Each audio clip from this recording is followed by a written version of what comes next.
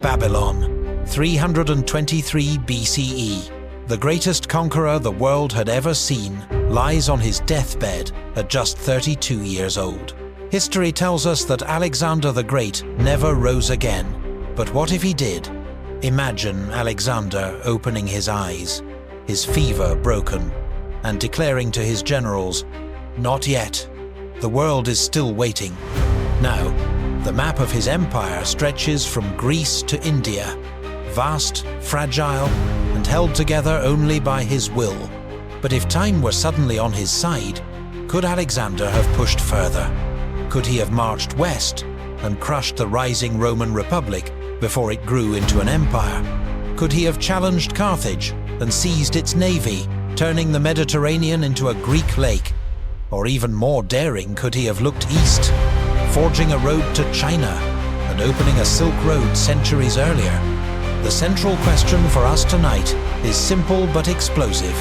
If Alexander the Great had lived to old age, would Greek culture have dominated the entire known world for centuries, reshaping everything from Rome to religion, from trade to science? In reality, Alexander the Great's story is as brief as it is brilliant.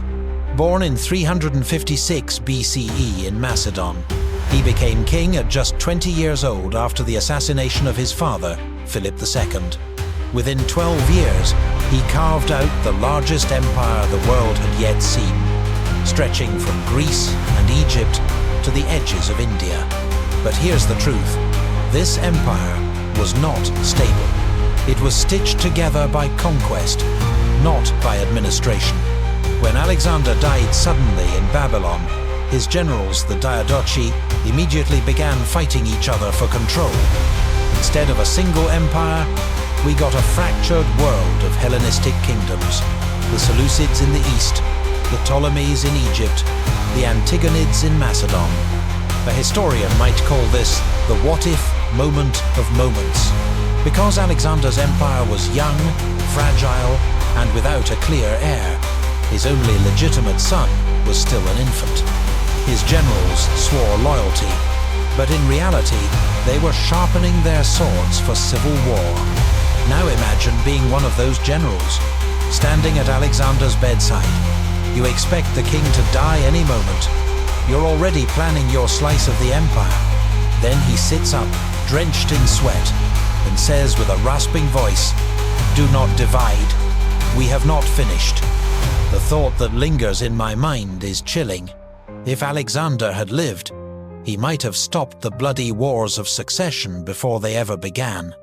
He could have unified Greece, Persia, and Egypt, not just by conquest, but by administration. And that, more than any single battle, could have changed the very skeleton of world history. Now picture it. Instead of slipping into silence, Alexander's fever breaks.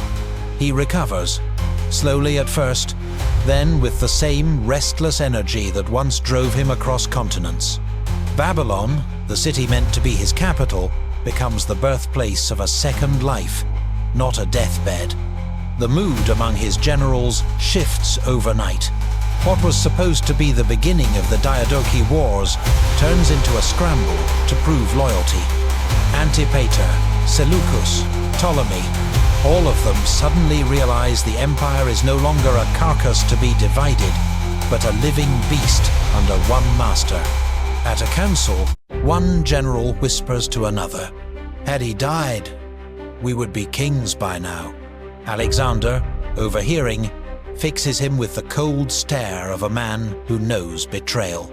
"Better to be a servant of one empire," he says, "than a king of ashes." This is where the alternate history begins. Instead of splintering, the empire consolidates. Alexander pushes reforms, standardizing coinage, expanding road networks, and marrying Greek and Persian elites into a new aristocracy. The infant son, Alexander IV, is raised under his watch, groomed not as a pawn, but as an heir. For the first time, the dream of a united East and West seems not just possible, but inevitable. And yet, Alexander's ambition is never satisfied by mere administration. Once the empire is stable, the question burns again in his mind. Where next? Rome? Carthage? Or even the far reaches of Asia, where rumors speak of powerful kingdoms waiting beyond the deserts and mountains? Inside, I imagine him thinking, the gods gave me back my life. Surely they expect me to use it. 323, 315 BCE, securing the empire. Alexander spends his first decade after recovery doing what history never allowed, consolidating. He strengthens Babylon as his imperial capital, organizes satraps into a professional bureaucracy, and makes Greek the common language of administration while respecting local customs. Roads are paved, garrisons are stationed, and a postal network begins to form. The empire ceases to be a conquest and starts to become a system. One court advisor dares to ask, "My king, will you rest now that the world is yours?" Alexander's eyes narrow, half amusement, half irritation. "The world?" he replies. "We have not yet seen it." 315-305 BCE, the Western Dream. By this time, Alexander turns his gaze westward. Rome, still a republic fighting local wars in Italy, looks insignificant compared to the Macedonian war machine. But Alexander sees the danger. He knows what disciplined citizen soldiers can become, if given centuries. He decides to strike first. The campaign into Italy begins with shocking speed. Macedonian phalanxes clash with Roman legions still in their infancy. Rome resists, but against Alexander's veterans, their courage is not enough. By 305 BCE, the Eternal City falls decades before it ever could rise. The Roman Republic ends before it becomes an empire. 305-295 BCE, Carthage and the sea. Having eliminated Rome, Alexander faces Carthage, the great naval power of the Mediterranean. This is his hardest challenge yet. Carthaginian fleets dominate the sea, but Alexander adapts. He orders shipyards along the Levant and Egypt to produce a Greek-Phoenician navy. Within a decade, Carthage is blockaded, and by 295 BCE, it surrenders. The Western Mediterranean is now his. In the markets of Babylon, traders joke, even the waves of the sea now march in phalanx for Alexander. 295-280 BCE, the eastern horizon. With his western flank secure, Alexander's ambitions turn again to the east. His armies move through Central Asia, pushing toward India once more, but this time with better supply lines and stronger alliances. Rumors reach him of vast kingdoms beyond the mountains, a land where emperors command armies of terracotta and scholars measure the heavens. The Qin Dynasty in China is rising. Contact, perhaps even conflict, seems inevitable. And yet, as he surveys his empire from the banks of the Indus, Alexander feels a rare flicker of doubt. Conquering is one thing, holding forever is another. The citizen's view. In Athens, a humble stonemason writes in his diary, "They told us we were Greeks. Now they tell us we are citizens of a world empire. My children learn Persian words in school. My taxes go to Babylon, not Athens. And yet, bread is cheaper and the roads safer than ever before. Perhaps empire is not so heavy when it fills your stomach. For ordinary citizens, life stabilizes, trade flourishes, cities swell, and Greek becomes the passport language of opportunity. The soldier's view." A veteran of the phalanx mutters around the campfire. "We marched through Italy, we sailed against Carthage, and now they say we march to the edge of the earth. Alexander promises us glory, but what I want is a farm." Yet he sharpens his spear anyway, because Alexander has never lost. For soldiers, loyalty is a mixture of fear, respect, and addiction to victory. The politician's view. Persian nobles, once rivals, now sit in Alexander's court. One whispers to another during a feast. He weds our daughters, speaks our tongue, yet still demands we bow to him as a god. Is this wisdom or blasphemy? For them, the empire is both an opportunity and a humiliation, and their power preserved, but always beneath a Macedonian shadow. The merchant's view. In Alexandria, traders toast their profits. Goods from Spain, Egypt, India, and maybe soon China flow through the empire's markets. A merchant laughs. Rome is gone. Carthage bows. And the seas are ours. Even the gods would envy our ledgers. And yet, amid the celebrations, whispers of unease remain.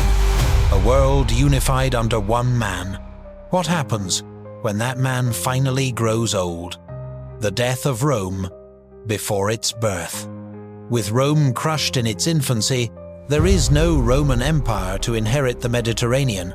No Pax Romana, no Latin law, no Caesars. Latin itself fades into a dialect swallowed by Greek. Centuries later, when schoolchildren recite Homer in Gaul and Iberia, no one even remembers that Rome once tried to rise. Religion takes a different path. Without Rome, Christianity does not spread the same way. The Greek world, dominated by Alexander's successors, remains a melting pot of polytheism. Greek gods fused with Persian, Egyptian, and Indian deities. A priest in Babylon might pray to Zeus Ahura or Isis Athena. The idea of a single universal faith struggles to find ground in a world already unified under Alexander's cultural order. Science and philosophy accelerate. With a stable empire linking Greece, Egypt, and India, knowledge circulates faster. Babylonian astronomy, Indian mathematics, and Greek philosophy mix into something entirely new. The Library of Alexandria becomes not just a repository, but the beating heart of global scholarship. By 200 BCE, scholars debate concepts like heliocentrism or advanced medicine that in our timeline took over 1,000 years to surface. An earlier Silk Road. Alexander's push eastward forces earlier contact with China's Qin Dynasty. Instead of Marco Polo in the Middle Ages, caravans begin flowing by the 3rd century BCE. Silk in Athens, olive oil in Xi'an, and philosophies exchanged centuries ahead of schedule. A Chinese envoy, upon arriving in Babylon, supposedly remarks, "You conquer with spears, we with patience." Perhaps both paths lead to empire. The domino effect. Without Rome, without the Church, without the Middle Ages as we know them, history tilts into an entirely different shape. Greek becomes the global lingua franca. The Mediterranean is not just the center of trade, but the center of the world. And the Renaissance? It never needs to happen, because the Greek Golden Age never ends. The satrap's clerk. In Babylon, a young Persian clerk keeps meticulous records of taxes and grain shipments. He sighs as he copies reports in Greek, then mutters under his breath, in his native tongue, "My father told me Persians ruled the world. My grandfather told him the same. And now, I write in the language of my conqueror. Yet when I walk the streets, I hear Greek, Egyptian, Aramaic, Persian. Perhaps this is not conquest, but something stranger, a world stitched together by words." The philosopher in Alexandria. A Greek scholar teaching in the Library of Alexandria writes a letter to a colleague. "My students come from as far as India." One quotes the Vedas, another recites Pythagoras, and together they debate whether the earth circles the sunday. I sometimes wonder if Alexander had not lived, would we ever sit in the same room, speaking the same tongue, sharing the same fire of thought? The Carthaginian sailor. The former Carthaginian captain, now pressed into Alexander's navy, grumbles to his crew. "We once commanded the sea. Now we ferry Macedonian soldiers to lands I cannot even pronounce. Yet they pay me in gold, and gold speaks louder than pride. He pauses, then laughs. Besides, I'd rather carry soldiers than face them. The Indian envoy. At a feast in Babylon, an envoy from the Maurya court raises his cup to Alexander. You fight like Indra, you rule like Ashoka. But tell me, great king, when will you be content? Alexander smiles faintly. When the world runs out of roads. The anonymous soldier. Somewhere in a garrison far from Babylon, a weary Macedonian soldier carves into a stone wall. Alexander will never stop. Perhaps the gods gave him back his life, but they took ours to pay for it. These scattered voices remind us that an empire is not just its king, but the countless individuals whose lives are bent, shaped, and sometimes broken by the weight of history. By the year 280 BCE, Alexander is no longer just a king, he is worshipped as a living god. Temples rise in his honor across Greece, Egypt, and Persia, each blending local styles. In Athens, he is sculpted as Zeus reborn. In Egypt, as a new pharaoh.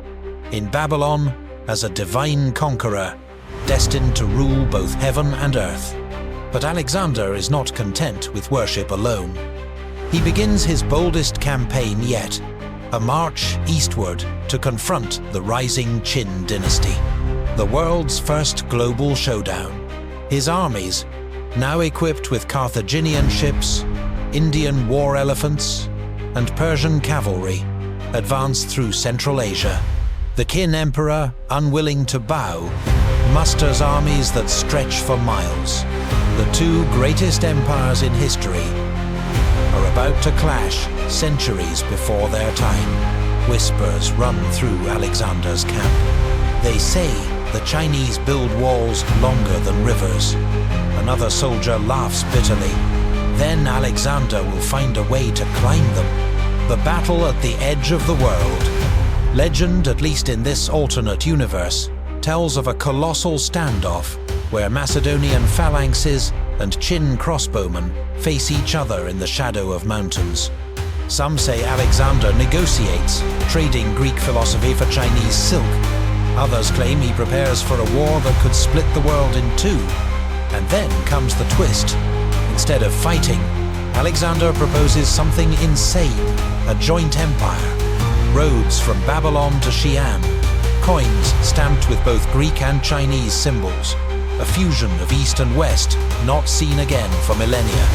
The god king of two worlds. The people whisper that Alexander is no longer great, he is infinite.